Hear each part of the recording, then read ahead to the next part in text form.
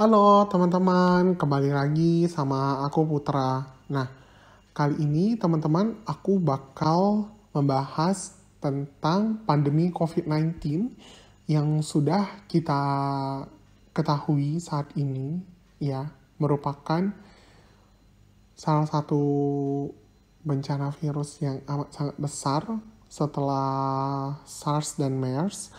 Nah, pandemi COVID-19 ini sendiri merupakan pembukaan kita di awal tahun 2020 yang benar-benar sangat tidak baik. Dan ini sudah berlangsung ini sudah hampir pertengahan tahun 2020. Nah, sedikit mengenai pandemi COVID-19. COVID-19 ini merupakan virus yang menyerang alat pernapasan atau organ pernapasan manusia dan satu keluarga dengan virus corona. Nah, mengapa diberikan nama COVID-19? Karena virus ini pertama kali ditemukan di Cina, yaitu di Cina, di kota Wuhan pada akhir tahun 2019, yaitu pada bulan Desember 2019. Nah, sehingga diberikan nama COVID-19, COVID yang berasal dari kata corona, dan kemudian 19 atau 19 ya dari tahun 2019. Nah, pada virus ini mempunyai kemampuan menyebar yang amat sangat cepat. Memang pada saat ini ilmuwan belum bisa memastikan bahwa virus corona ini sendiri atau COVID-19 ini sendiri bisa menyebar melewati udara. Tapi di beberapa sumber dan artikel terpercaya yang telah saya baca, itu mengatakan bahwa COVID-19 memang tidak bisa menyebar melalui udara. Nah, COVID-19 ini menyebar dari mana sih dan bagaimana caranya? COVID-19 ini menyebar melalui droplets, yaitu titik-titik air yang keluar dari mulut kita contohnya. Ya, mulut kita yang paling utama, yang paling mengeluarkan virus ini, karena virus ini sarangnya ada di alat pernafasan kita, yaitu alat pernafasan kita, sehingga ketika kita batuk atau bersin atau ngomong dengan orang, kemudian kita mengeluarkan cairan dari mulut kita, droplets dari mulut kita, itu akan membuat droplets itu 99% akan mengandung virus itu jika kita orang yang positif. Nah, ketika virus itu keluar, maka dia akan tergantung jika di benda seperti besi atau plastik, dia dapat bertahan dari taraf beberapa jam hingga beberapa hari. Nah, jika terkena manusia lainnya, maka manusia yang terkena droplets tersebut sudah pasti mungkin sekitar 90% mungkin sudah akan positif corona. Maka dari itu semua pemerintah di seluruh negara itu sudah memberlakukan yang seperti kita tahu saat ini, yaitu physical distancing dan social distancing, di mana kita tidak boleh melakukan aktivitas di luar dan kita harus mengurangi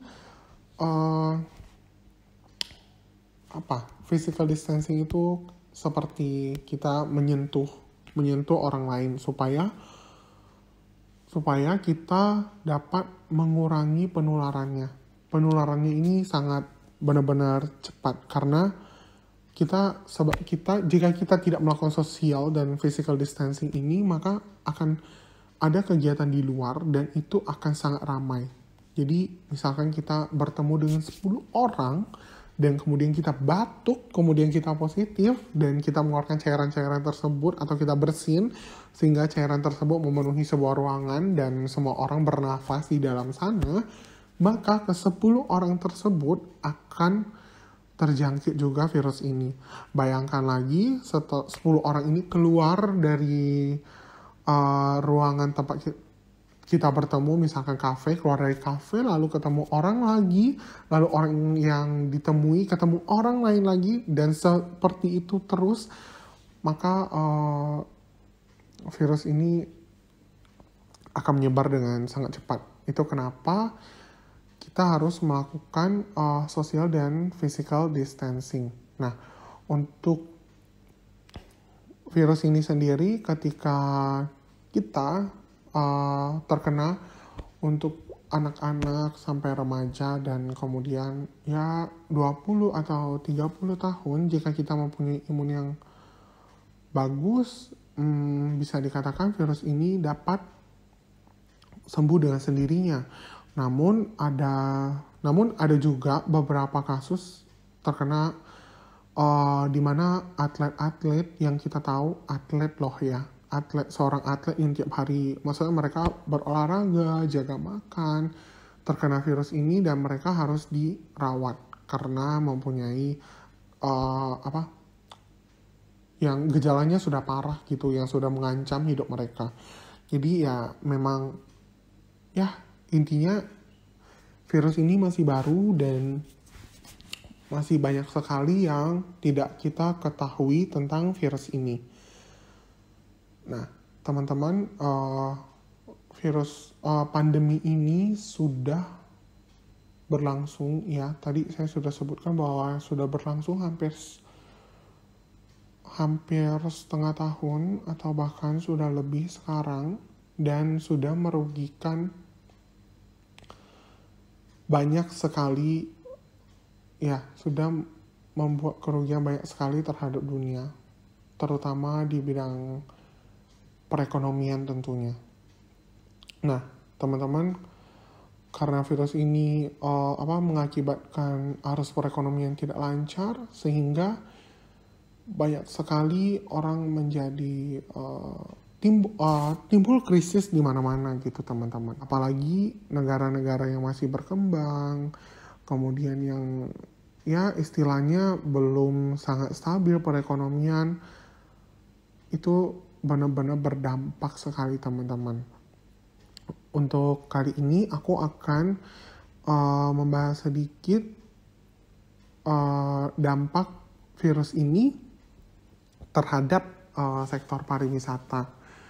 Seperti yang kita tahu, pariwisata merupakan kegiatan kita mengunjungi sebuah tempat, bisa lebih dari 24 jam atau kurang dari 24 jam. Nah, teman-teman, pariwisata sendiri kita tahu melibatkan banyak sekali instansi pekerjaan seperti hotel, transportasi, kemudian bandara, dan kemudian banyaklah teman-teman gitu. Di saat seperti ini kita dianjurkan untuk social dan physical distancing seperti yang saya bilang, sehingga otomatis semua kegiatan kita di luar bisa dikatakan hampir tidak ada. Dan akibat dari pandemi ini pun semua negara sudah hampir semua negara itu menutup bandara mereka.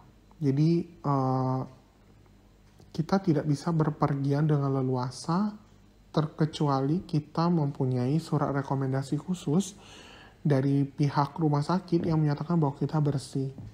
Itu pun sangat susah didapatnya, dan prosesnya benar-benar sangat susah sih, karena kita perlu tes ya A, B, C, D, F, G sampai Z lah, teman-teman, supaya kita bisa mendapatkan surat keterangan sehat bahwa kita bersih dari virus COVID-19 ini.